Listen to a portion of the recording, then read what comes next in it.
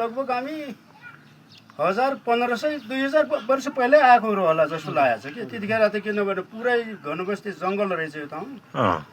अनि त्यो जङ्गलमा योमा चाहिँ पुरा कहाँबाट आयो हाम्रो चाहिँ यहाँबाट आयो भन्ने त हामी पनि थाहा छैन घरतिर पुनहरू साथसाथै आएरहेछौँ हामीहरू त्यहाँदेखि साथसाथै आउने बेलामा यो चाहिँ पुरै घनबस्ती जङ्गल ठुल्ठुलो रुखहरू रहेछन् अहिले पछिसम्म पनि पुरानो रुखहरू छन् अझै यहाँ एउटा रुख छ त्यो किम्बु हेर्नु होला त्यो देखाउनु होला किम्बु पुरानो हो पुरानो यो जमानादेखि नै जो रुख हो नि त त्यो है त्यो रुखलाई पनि देखाउँछौँ हामी देखाउनु होला त्यो पनि किनभनेपछि हामीहरू पहिला बस्ती पारी कुवा भन्ने ठाउँमा हो त्यहाँदेखि अब मुहिम भन्छौँ हामी मुही भने के भने सागर हो मगरको हाम्रो खाम भाषाबाट सागरलाई मुही भन्छौँ सागर हो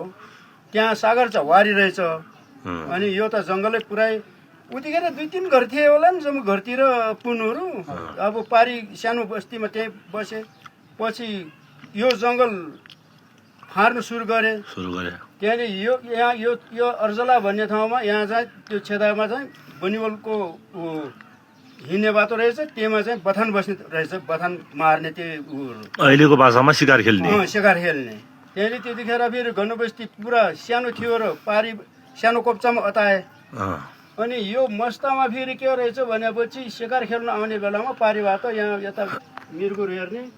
यहाँ आएर चाहिँ यहाँ यो ओधारमा बसेर रहेछ है यो अहिले मस्ता पूजा भइरहेछ यहाँ बसेर रहेछ त्यहाँ बसेर बेलामा के रहेछ भनेपछि त्यहाँ सपनामा यो मस्ताको देवताले के भनिन्छ भने मलाई पूजा गर म एकदम राम्रो तिमीलाई राम्रो गर्छु भनेर मस्ताले त्यस्तो बाक्या रहेछ त्यसले गर्दा मस्ताले त्यस्तो गर्दामा यो त्यसो अवश्य देवता रहेछ भनेर मस्ताको पूजा गर्ने त्यहाँ पूजा गर्ने सुरु गरिन्छ सपनामा देखेको आधारमा यहाँ पूजा चल्यो है पूजा चल्यो अहिले कोट मस्ता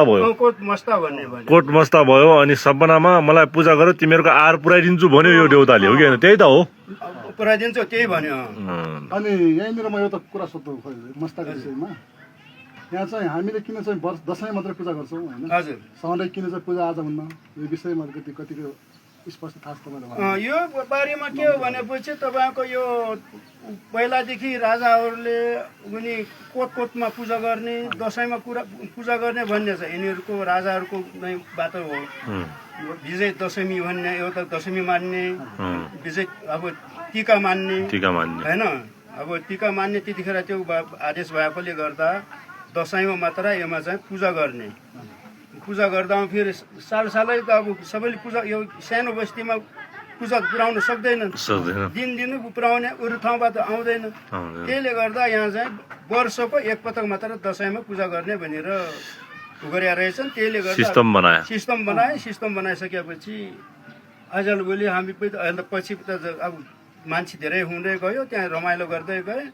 कसैले हामीलाई यो हिन्दू धर्म भनेर पनि भन्छन् हजुर कतै हिन्दू धर्मको अंश त होइन यो हिन्दू पूजा भन्ने त के हो भनेपछि एउटा अब हिन्दू भन्ने त ठिक छ हामीले यो पहिलादेखि के भन्थे भनेपछि यो कोटमा गाई गुरु पूजा गर्छन् रे भन्ने पनि यस्तो कुरा पनि चल्यो है यसको विषयमा पनि म भन्छु यो यहाँको गुरु मारेको बेला हजुर यहाँको मान्छेलाई पक्रेर तल लग्यो रे है त्यो कुरा म भनिदिनु न त्यो भन्दा के हो रहेछ भनेपछि त्यतिखेर अब हाम्रो अड्डा रहेछ पर्वत रहेछ जिल्ला पर्वत जिल्ला रहेछ त्यो कुन जमानामा त्यो धेरै पहिला कुराहरू त्यतिखेर के भएछ भनेपछि एकजनालाई मगर भन्न कामीलाई रहेछ कि त्यो कामीलाई चाहिँ गौ मोरा मुदा चाहिँ पोलोत पर्या रहेछ पोलोत परिसकेपछि त्यसलाई चाहिँ पर्वत जिल्लाबाट आएर चाहिँ पुलिसले पक्रि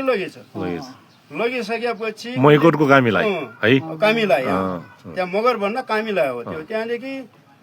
उसले के भनिन्छ यही चोत्रामा मलाई त लगिसके अनि गुरु पूजा नछोड्नु है यहाँ पूजा चाहिँ मन्दिरमा पूजा नछोड्नु भनेर भनिदिन्छ कि जाने बेलामा बाटो भयो उसलाई छोरोन भनेर त्यहाँदेखि पछि आएर के गरिन्छ भनेपछि फेरि दोहोर घुम्ने आएछ कि त्यहाँ दोहोरले त यहाँ त फेरि हो कि होइन भन्ने निश्चित बनाउनु पर्यो निश्चित बनाउनु पर्यो पुलिसहरूले फेरि त्यहाँदेखि दोस्रो अनुगमन आयो भन्नु दोस्रो पत्ता फेरि दोहोर आयो अनुसन्धान गर्न आयो अनुसन्धान गर्न आउने बेलामा फेरि यहाँ के गरे रहेछ भनेपछि पहिला खबर गरेर ठुलो सार गुरु यही चौतरामा बानी राखिदिया रहेछन् बानी राखिदिया रहेछन् त्यहाँ पुलिसहरू आएर आउँदामा फेरि त्यतिखेर दोहोरहरू आउने बेलामा यो गुरु किन यहाँ बानी राखेको छ तिमीहरूले यो चौतरामा बाटोमा भनेर भनिदिएछन् के पुलिसहरूले भन्या रहेछ त्यहाँदेखि होइन हजुर यो त हाम्रो यो पूजा गर्नुको लागि हो मस्ता राखेको मस्ता पूजा गर्नलाई मस्ता पूजा गर्नुको लागि राखेको भनेर बहाना बनाएछ क्या त्यसले बहाना बनाएछ ए यो देवताले त पूजा खाने रहेछ भनेर त्यसलाई त्यहाँबाट छोडिदिया रहेछ छोडिदिया रहेछ छोडिदिएपछि त्यो उसले शास्त्र टेक्निक अप्नाएर छोड्यो त्यो फेरि मान्छेले के भन्छन् यसमा गुरु पूजा गर्छन् रे भन्यो ल यो यसको शास्त्र चलेको यही हो थाहा है शास्त्र कथा भनौँ न। तर उसलाई त वास्तविक पर्यो मुदाबाद छोरे Subscribe to my channel.